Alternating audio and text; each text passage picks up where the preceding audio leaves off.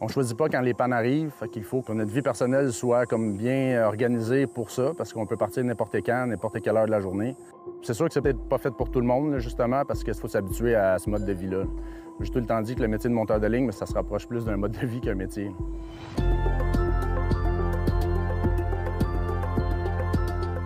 Il y a des vents violents, des verglas, de la neige, puis la végétation elle peut tomber sur notre réseau là, puis effectuer des brides, des pannes.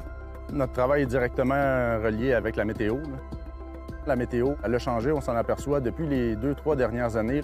Il y a beaucoup plus de variations de température qui amènent des grands coups de vent, des tornades. On en voit depuis quelques années qu'on ne voyait pas auparavant. Ça a vraiment un impact, là, on le voit là, sur notre réseau. On a vraiment énormément de tâches à effectuer sur le réseau. Ça peut être soit alimenter des nouveaux clients, effectuer des réparations sur le réseau principal ou aussi sur les branchements des clients, contrôler un peu la végétation, puis faire les réparations quand il y a des pannes. L'été, c'est sûr que la chaleur, c'est un gros facteur. Avec nos équipements de protection individuelle, casque, la chienne, les gants, les bottes, ça augmente notre facteur de chaleur. Ça peut ralentir nos travaux. C'est sûr que quand il y a des grosses canicules, on ne peut pas donner la même performance qu'on donne à temps plus frais, le plus clément. Là. Il faut apprendre à travailler l'hiver, surtout comment on s'habille, parce que vu que notre métier est physique, notre chaleur corporelle elle augmente beaucoup lors des travaux. Fait que si on veut réussir à faire nos journées, bien, il faut qu'on réussisse à contrôler ça un peu.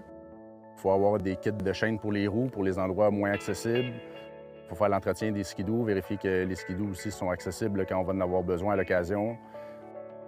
Les raquettes pour patrouiller les lignes. On a un peu d'équipement justement précis pour l'hiver. Ce qui m'a amené à devenir monteur de ligne, travail à l'extérieur, travailler en équipe. Il y a tout le temps un challenge. Il y a beaucoup de diversité dans notre travail. On est tout le temps dans des situations différentes. Un peu d'adrénaline, le métier, puis l'électricité aussi, ça m'a tout le temps intéressé.